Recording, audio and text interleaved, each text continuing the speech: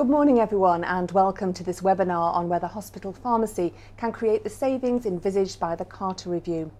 My name is Nicola Hill. I'm a former health correspondent for Sky News and your chair for today's event, which is being run by Cilicio. I'm pleased to be joined in the studio by Professor Alison Ewing, who's Director of Pharmacy for 3 large healthcare trusts in Liverpool, Adam Crampsey, hello, Head of Clinical Operations at Cilicio, and Kieran Dooner, who's National Healthcare Development Executive at Cilicio, and welcome. Together we're going to discuss how hospital pharmacy can contribute to better value for money in healthcare. Of course, potential savings in hospital pharmacy were a key theme of Lord Carter's review of NHS productivity. His interim report suggested there were £1 billion worth of efficiency savings which could be made in this area, and his final report recommended hospital pharmacy transformation programmes to make those efficiencies. Following this recommendation, hospitals must now submit a hospital pharmacy transformation plan to NHS Improvement by April 2017 and a draft of this plan by the 31st of October of this year. So this webinar is timed to explore some of the measures hospitals might include in those plans. We'll be specifically focusing on Carter's suggestion of reducing supply chain activity in hospital pharmacy, which will free up capacity for medicines optimisation. Our debate today is going to be an interactive one. If there's anything that you would like to ask the panel, please do submit a question, and to do so just follow the prompts on your screen. I'll bring in the questions from the viewers as the debate progresses. So to get us started, I'd like to ask our panel how they think hospital pharmacy can best contribute to the overall cost improvements of a trust. So can I start with you, Adam? Presumably, you agree with Carter that there's plenty of efficiency savings that could actually be made here. Yes, I think that's fair to say. I think the number of £1 billion is quite a scary number when it's looked at in isolation. I think it gives us a good opportunity now to challenge some of the traditional models of the way things have been done in hospital pharmacy and the old infrastructure services that have always existed. I think through looking at the ways in which things are done, it is possible to be able to drive those efficiency savings. So I think if you look at it, there is quite a bit of unwarranted variation across a hospital pharmacy setting. And I think there's also a great opportunity now for us to get more patient-facing. So the Carter report states we should be 80% patient-facing in our medicines optimisation. I think if we look at the services that are currently done back of house in a pharmacy, so the infrastructure services that exist, I think it's possible to look at how could they be done differently, challenge the way they're done now, and then see how can we get our pharmacists, our clinical pharmacy technicians in front of patients, doing the medicines optimisation, adding the core clinical competencies that they have to the best patient outcomes. I think there is a large amount that can be done through the procurement and around the optimisation of stock, as you mentioned there. I think that's a great opportunity now for us to look at the old traditional models, challenge those models, see what new models we can do to drive those savings and those efficiencies. There's a lot of inefficiencies in the way in which things are handled, so the way in which stocks are handled, double handling of things. It's not streamlined. The services could be done in a more streamlined approach that benefits the teams and the staffing. So I think that's a key benefit that's there. And overall, I think it's looking at all of those services that are currently carried out in a hospital pharmacy, in a hospital setting, and challenging each of them and saying, well, how could we do this better? How could we do this differently? And how could we do this in a more efficient manner that leads to greater, obviously, financial remuneration to the trust and greater patient benefits overall? So yes, I think the answer, in short, is yes, it is achievable. It just needs to be broken down into the art of the possible. So there's the tactical, the quick wins, which are possible, and then there's the longer-term strategic pieces, which will take a lot longer to realise. So I think it's important to keep in mind those quick wins and then those longer-term strategic pieces to deliver on that. Yeah, I think you've given us quite a detailed answer, which is great, but you yourself have broken it down. Picking up on the longer term then, I suppose, Kieran, what areas do you think trusts should be considering as they put together their hospital pharmacy transformation plans? Well, I think that the thing is, as Adam's just identified, the HPTP identifies so many opportunities within a trust and a hospital to not only to save money and produce efficiencies, but more importantly to improve patient experience. And what does that look like? I think part of the challenge is how do you identify what that looks like from a true end-to-end solution, and there's so many different areas. I think the tactical piece that Adam described was really important though. So I think as we track medicine's use and on all the areas that medicine touches through a trust and through a hospital though, it's identifying what short-term wins and what tactical wins can we identify and possibly take advantage of whilst we're keeping long-term goals in mind. So I think a few things that sort of spring to mind. There's so many opportunities, but three that I think could really help in the short term to provide a long-term platform. Is part of that medicines going into a hospital. So what does consolidation and the logistics look like as medicines going into a hospital, and what does that flow of medicines look like through the hospital? I think there's many opportunities where we could efficiently do that better and increase the patient experience as well.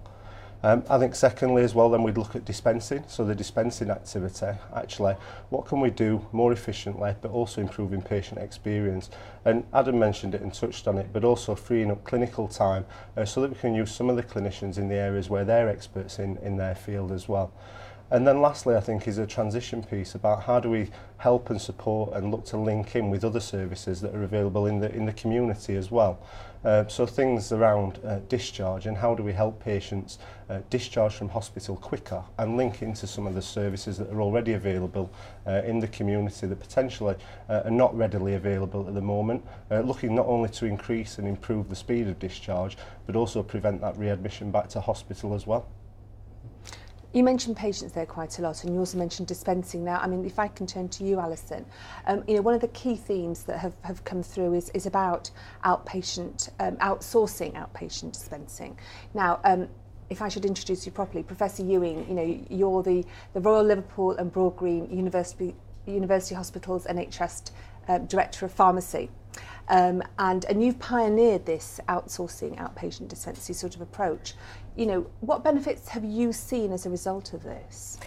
I think it's fair to say 10 years ago this possibility didn't exist, and I wanted to focus my pharmacy service on the clinical delivery of care to patients, and I turned to experts in dispensing, which was the community pharmacy sector, and I saw an opportunity there for a partnership.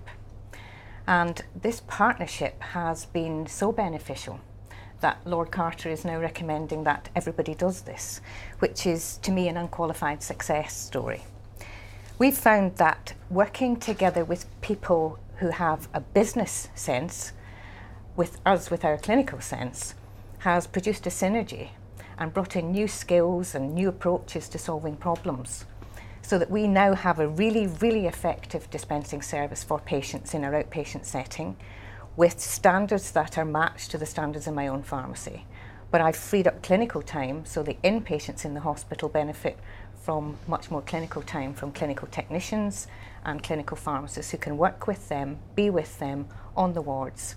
And that togetherness of working with a business partner, a third-party provider, has really given us the edge to deliver higher quality clinical care. It is cost effective as well, there's no doubt about that, but the standard of care that's delivered in outpatients far, far exceeds any that I could have delivered with the competing interests in a busy hospital dispensary. You've been fairly groundbreaking. You said you did this 10 years ago and nobody else had done anything like this. What advice would you then give to other people who are considering outsourcing in this way? What you have to look at is your own individual circumstances. And don't just be limited to looking at the outpatient setting. To me, the partnership that has developed between the community setting and the hospital setting has brought me things that I could never have imagined. We're now looking at areas of care where we could look at discharge dispensing, we can look at home delivery for patients, we can look at the medication aids that patients need to manage multiple medicines. And these are all things that we never considered when we first outsourced outpatients because it was very tunnel vision, it was very singular. But the more you work with somebody, the more you discuss things, the more ideas that come to the table, and the more you think we could fix that. Oh, interesting. You're both nodding here. I was going to ask you. I was going to ask you both. You know, sort of from the supplier side. Then, what advice would you give? I think Alison described it brilliantly there. I think the foundation and a partnership arrangement that started off with that tactical situation that we described that's the real pivot to grow and build into something much better than that, and not just now on the back of the Carter review as well, but long term as well. So as Liverpool moves into different spaces, a different hospital, has different priorities, it's actually what can we do to reinvent ourselves as well, and hopefully build some of the solutions that meet Alison's priorities. I think that partnership base is hugely important, because we didn't know what the priorities were going to be 5 years ago, so they change all the time. Yeah, and I think just to reiterate what I said earlier on about it's challenging the way in which things have been done in the past. Yeah. It's challenging the status quo, it's challenging the infrastructure services that exist and the way in which they've been done.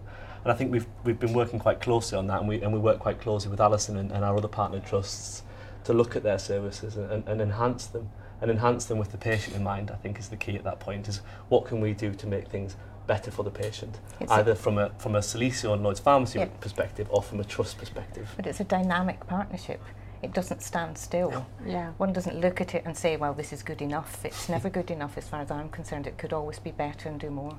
And growing a solution together, I think, is I don't think there's many times when a problem's presented with itself, it's working through potential outcomes and what's best for the patient, what's best for the trust, and how can we fit in and integrate with that as well.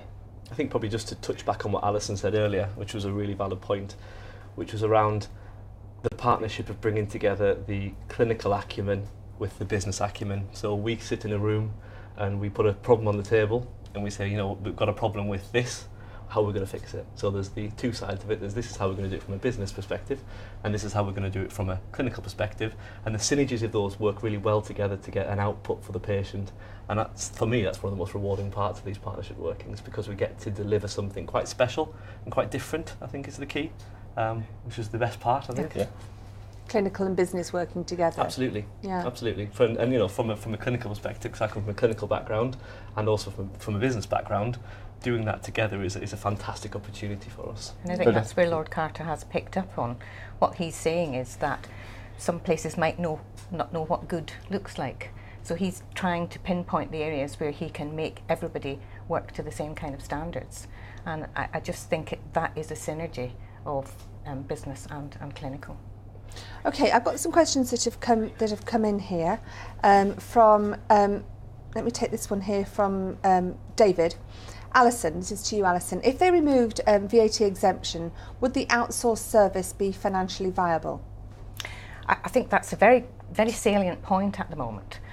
But I think it's fair to say that the bulk of the dispensing that's now done through outpatients is excluded from the payment by results, the standard contracts. And many of the VAT savings are gain shares that are negotiated. What we have to look at is, what are we buying? We're not just buying a cost-saving exercise, we're buying a quality impact for the patients. We would have to reevaluate the service, we would have to look at what the contract was, we'd have to cost it. But in truth, the quality of the service I have now, together with the add-on benefits that we're adding in, I'm sure we could look at the contract in a different light. The bulk of the VAT savings are not coming straight back to the trust, but the bulk of the quality savings are. Mm-hmm. I think it's fair to say as well, when we first sat down, one of the first things and the main drivers of the work at Liverpool was the patient outcome as well. So having the patient at the centre of what's right and what's going to deliver the best outcome for the patient as well. So some of the cost benefits or cost efficiencies was actually secondary to actual patient benefits there as well, in terms of how we manage the service. And it's definitely something that needs considering all the time, isn't it? Because this is the whole purpose of this. It's a whole changing market. But there must be value to this service if Lord Carter wants everyone to buy into it. And I think the value we've got is the value added onto the quality of patient care, plus the business acumen that we can't buy in the NHS that we've now got. I think it's probably fair to say that the outsourcing model is the first building block. So outsourcing the outpatients is the first block, and then it's building those blocks on top of that for the extra value added. And I think the extra services we're now looking at developing, so challenging those infrastructure services to new ways of working, are not bound by VAT rules, they're not bound by that financial income. The starting block is, yes, obviously there's that part, but the building that we're doing on that, all the new services, the discharge models, the pathways into community, these are not built upon that sort of financial saving. They're built upon quality savings, and they're built upon outcomes for the patient and efficiency savings from the trust for different aspects.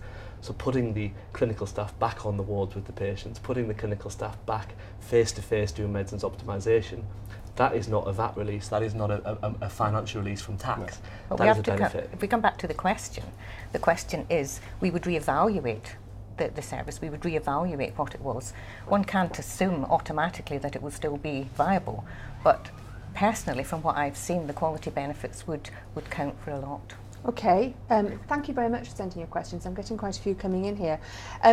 Also, Alison, from Jane, what type of things should you consider when appointing an outsourcing partner?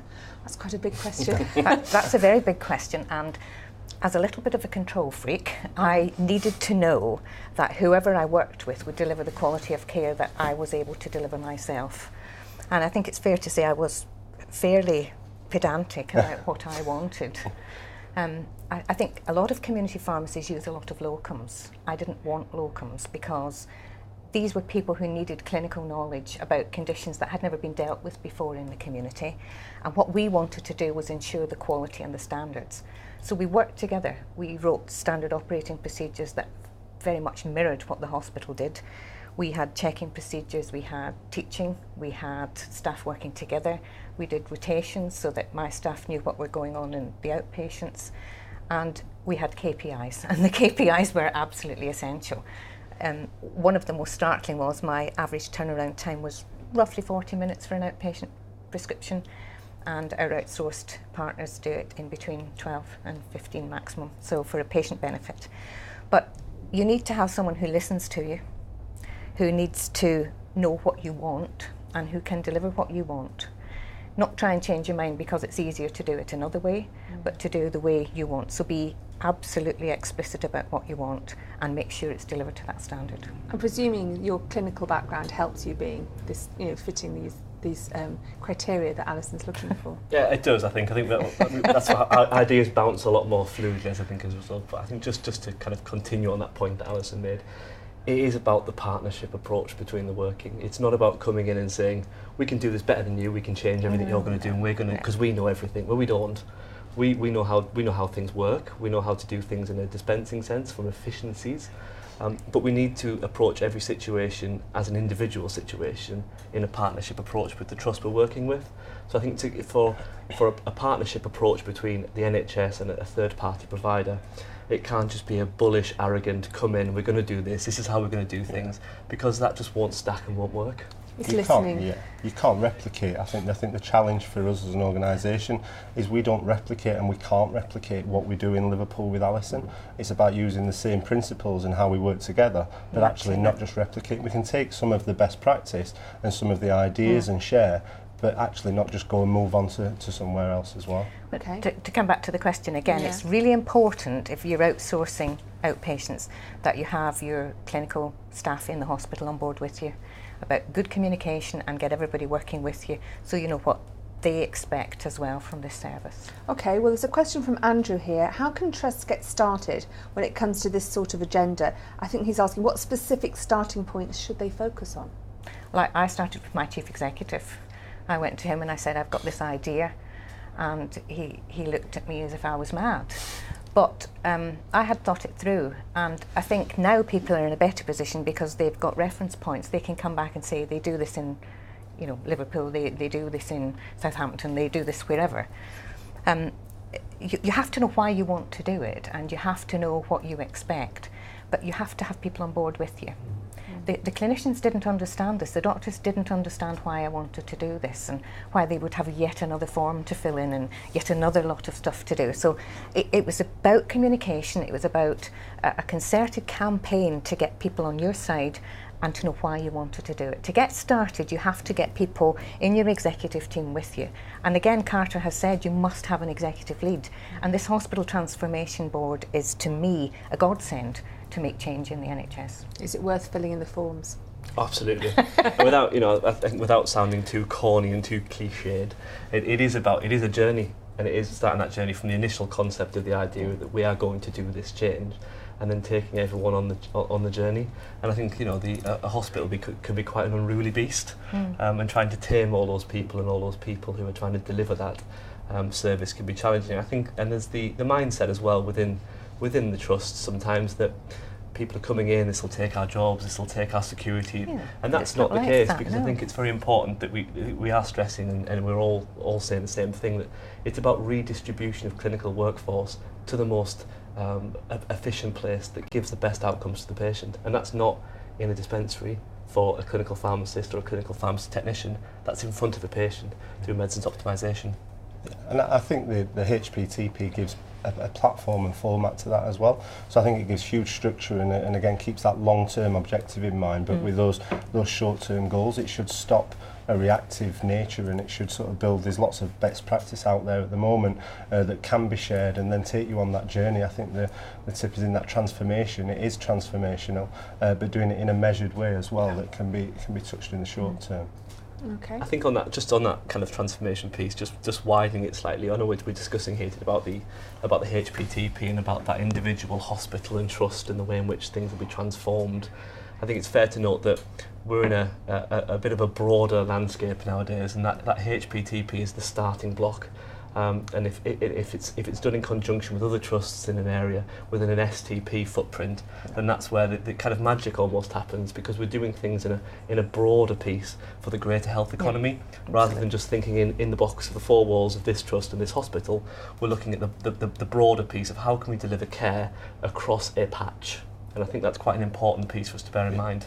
And you have a large patch you're covering. I'm leading 3 hospitals. Well, aren't you? I'm leading for 3 hospitals in Liverpool, and that's been wonderful, because one hospital, the Royal, has outsourced outpatients, the other hospital, Aintree, doesn't. And we're now looking at taking the good bits, well, particularly in Aintree, the IT, we're taking that over to the Royal, and we're taking some of the good clinical stuff over to Aintree. So it's raising the standards in both trusts, and that just comes from looking at what good looks like. And sometimes if you don't know what that is, Carter's giving us that opportunity now. So to get started, you have to have everybody on board, you have to communicate what you want to do, but you also have to have the drive to make it happen. Okay, well actually the question that I've got here from Stuart sort of follows on from that. He asks, how quickly can you get a project like this off the ground, and what benefits might be seen initially? It's probably one for me, that one. I head up mobilisation, so it's probably quite wise that I chip in on this one. I think that it's important to do it in a very measured approach. I think if you go for a very quick, let's do this very quickly, you don't get these sustainable foundations that are needed for the longevity of the programme. So it's taking it in a measured approach, mapping out the service that's required, engaging with the third-party providers, and creating a platform to build on. So we typically mobilise a service in 12 weeks. Wow. So from award of saying that we're doing this service, it typically takes us 12 weeks to get that to where we have the patients walking through the door. I think that's quite a shorter time than people were expecting. It is But short. I think the work that goes before that, for the tender process and the evaluation process and everything, that can be several months. And 12 weeks works only when you've got when the partnership works from the get-go. Right. So it's having an appointed project manager on one side, appointed project manager there, talking the same language, working together. And I think that's where I can probably be quite proud on this one and say that we've achieved 100% of our 12-week implementations, which is quite a bold claim to make, but it's one we can make because it's all gone so well. I think there's the one thing to draw as well is there's several sorts of services as well. So I think the one that Adam's describing there is a traditional outsourced outpatient dispensing service, and that 12 weeks. I think understanding what is the unique service that's looking to be delivered, is it something that includes logistics, or is it something that includes that procurement piece or links in with the community? I think there is a base foundation of activity that runs off that, but then when a trust or somebody like Alison wants to run new services, actually what can that look like? And that can be quite fluid and sort of flexible based on what's the real priority though and driver for delivering. Is pace the most important thing? And I think traditionally it's not, but I think that's about the partnership and understanding what are the real priorities from what are we trying to do.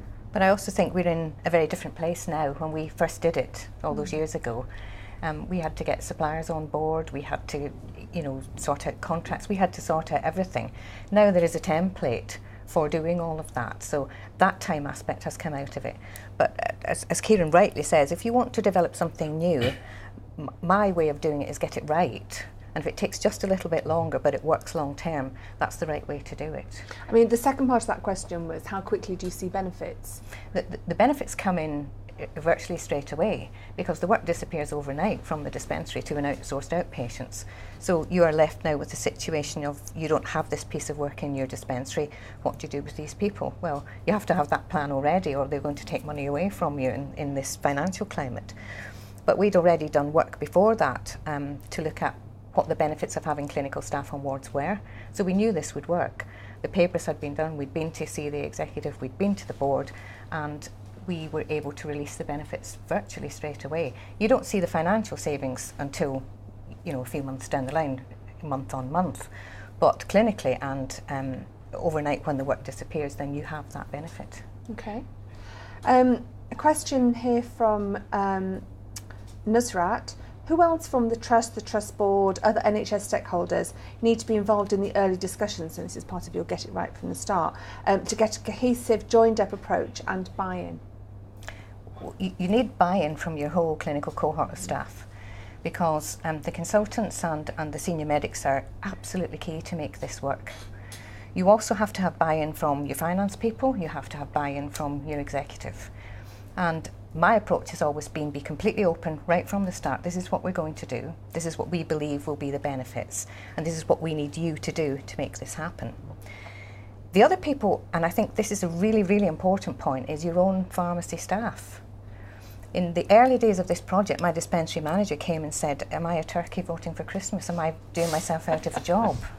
And I said, of course not. What you're doing yourself is giving yourself a change in role. And it's that evolution, it's that change. It's that way we work very differently now. And she has taken to it, you know, like a duck to water. She's now got management skills she never had before, because she manages a contract. Before she was managing, you know, more people. And it's about having that change communicated in a way that people don't feel threatened, so they buy into your change. You have to lead it. As a chief pharmacist, it's your project, you have to lead it. I don't do very much now, but I make an awful lot happen. And that's about having inclusiveness and having everyone with me. So you need your finance, you need your HR, you need your executive team, you need your clinical cohort, and you need your own workforce. I think there's also one other key stakeholder there that we must also put at that is that we have got a patient at the middle of all of that as well. And I think it's very important that patient engagement starts as well from as early as possible. We did that right from the very start. And that they understand what it means. And why it's happening and what the benefits are, and selling it, almost selling it to the patients as well, because it is a monumental shift in what they're used to. So let's sell it to them and let them understand what the benefits are overall. Yeah. Okay, let's go to a question from Jeremy. Can you talk about the contractual aspects of the outsource agreement?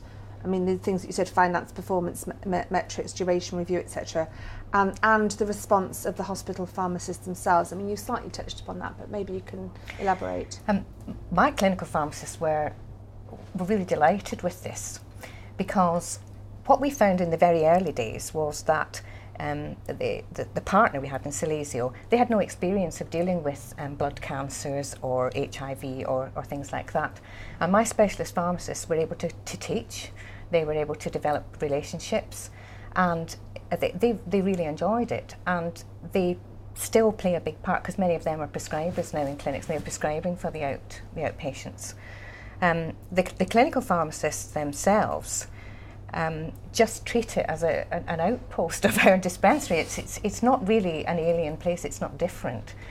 But I think, to say, I just feel that our outsourced outpatients is part of what we do, and my staff just are all inclusive with it.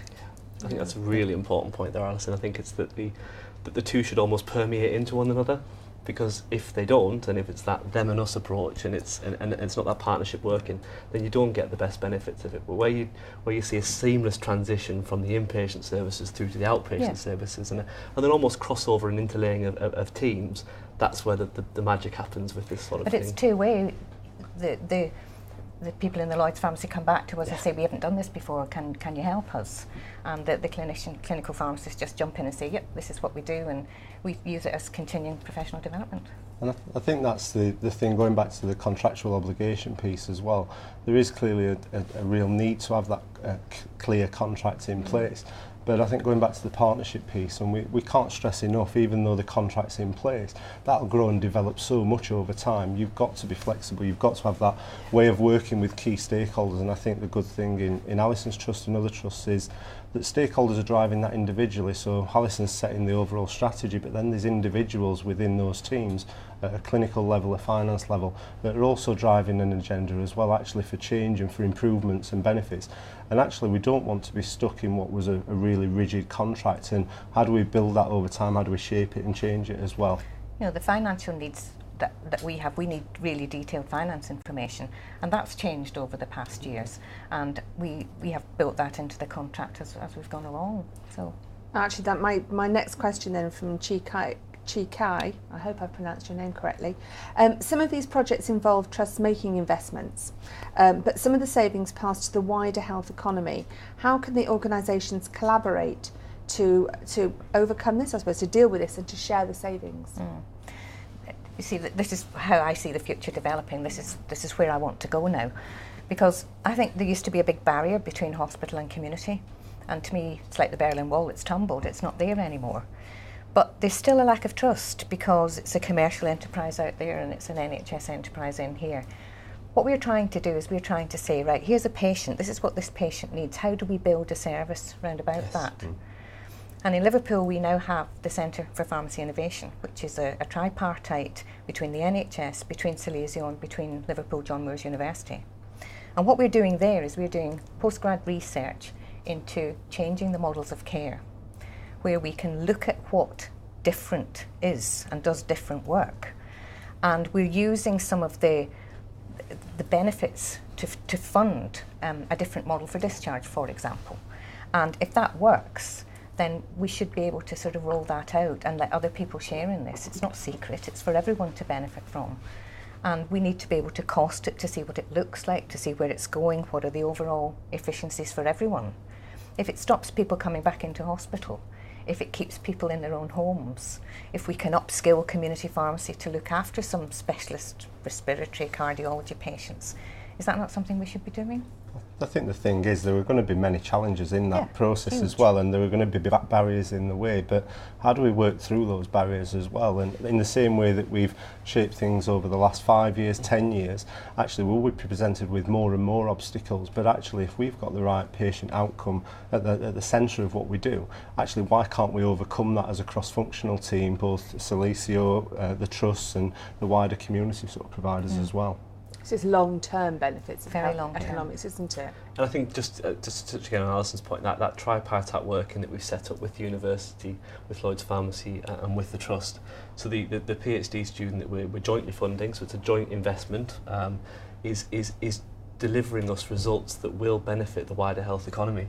So the research that has been done is quite cutting edge, it's quite different. Very proud of it. It's a great achievement that's coming out of it, and the information we're getting is going to radically change the models in which we do things in the future. And I think that is, for me and for you as well, we're immensely proud of the outputs of that because we're making a real difference together on this one. And does that help overcome this us and them that you talked about I a moment hate ago? us and them.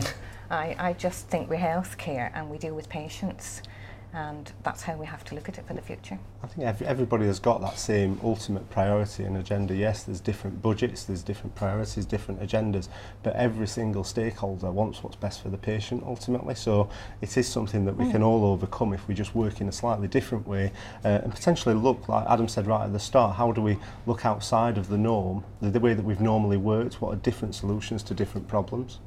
Yeah. Okay, I've got a question from Jessica. You've spoken about outsourcing pharmacy services, etc. What about wholly owned subsidiaries? What are the differences and benefits of both options? And she doesn't think we've talked about that really at the moment. No, you're absolutely right, and it was something we did consider way back. It's a similar situation, but it's wholly owned within the trust. My difficulty with that was I am not a businesswoman. I trained as a clinical pharmacist and I have very little business acumen. I hopefully have more now than I used to have. But I wanted to buy some expertise as well. I also wanted to bring some new thinking to the table, and I wanted to look at it in an all-round benefit, because if you have a wholly owned subsidiary, you don't have the connections outside the trust. And to me, one of the big benefits of working with a multinational company is if I want to, as a large teaching hospital, my patients come from a very wide base. And I may want to in the future deliver services closer to home in the Isle of Man or North Wales or somewhere. And I do think that working with a partner who's bigger than you are has given us lots and lots of benefits. Adam? Yeah, I think that's a real key point that Alison touched on there, is that wider piece of what else comes as a result. And I think if you're partnered with an organisation that has got a large coverage in the community, you've got access to that. You've got access to be able to move services into the community, to move care closer to home, to make it more accessible for patients. And I think the Lord Carter report and the wider piece, and we've done it today, we talk about clinical pharmacists and the badge clinical pharmacists, and it makes me a bit uneasy, clinical pharmacists, because I think community pharmacists are clinical pharmacists. So we're saying, that we want 80% of time spent with the patients for clinical pharmacists. Well, speaking from a Lloyd's Pharmacy perspective, we've got our branches, each has a clinical pharmacist in there. So I want to break down the barriers of the nomenclature of pharmacists and stop having the community pharmacist and the clinical pharmacist in the hospital. We are a clinical pharmacy profession. Yeah, but to come back to the point, the wholly owned subsidiary does what it does. You save the money, and you provide a service in a different way. But to me, the added benefit of working with a partner who had access to a whole lot of other things that I could never have had now the services I'm looking at for my new hospital, I could never be discussing with myself if I had a wholly owned subsidiary. And I thought as well, Kieran, you guys at Cilicio are learning things from different hospitals, and you're able to share that knowledge from one hospital to another one. I think growing all the time, and we mentioned right at the start, the one thing that we hope to bring as well as we talk about on many fronts an end-to-end solution or an end-to-end opportunity. Where can Cilicio help and support the trust throughout the journey, right from stock coming into the hospital, but also discharging a patient into one of 2,000 community pharmacies out there as well. So hopefully what we do bring is a breadth of opportunity. Where can we actually make a difference? And it's not right for everybody in every situation, but it's having that opportunity available if somebody like Alison or a trust wants to take advantage of it. So actually AAH Hospital Services helping the opportunity as the wholesaler of stock, working through that logistics, the procurement, the consolidation pieces, right through sort of the healthcare services piece, then Lloyd's Pharmacy in the community, but then also home care provision as well. So it's actually understanding and touching actually what parts of that can we make a difference with as well, and where do we actually see a need and a benefit to do that as well. So one of the most recent services and where we've added some value recently is with Better Life, which is independent living, and actually seeing a need there for a patient to benefit from a different range of products, a different style of retail sales, but actually that benefits something that a patient's looking for in a hospital, either through a discharge opportunity or through a retail sale. So it is that end-to-end opportunity which could just be drawn upon if needed. Yeah, and it's this shared knowledge as well. Yeah, and I think there's a part there about managing one relationship. I think if you've got a finger in every single pie, and you've got you're a trust who has some home care, some procurement from a wholesaling perspective, some dispensing, and if you've got different pots with different relationships, it makes it quite challenging to manage those relationships. Whereas actually, if you look to a provider that has that holistic approach to healthcare and has an umbrella that covers the breadth of it, it's a lot easier to manage one relationship rather than multiple. But it's down to individual preference. Yeah. My choice was to get the benefit of knowledge. Yeah. And I saw I had a deficit there, and I needed that as well. And you didn't want to talk to yourself too No, often. I'm not good at that. She's a good conversation starter, but in a room on her own, probably not so well. Okay, let's move to a question from Paul.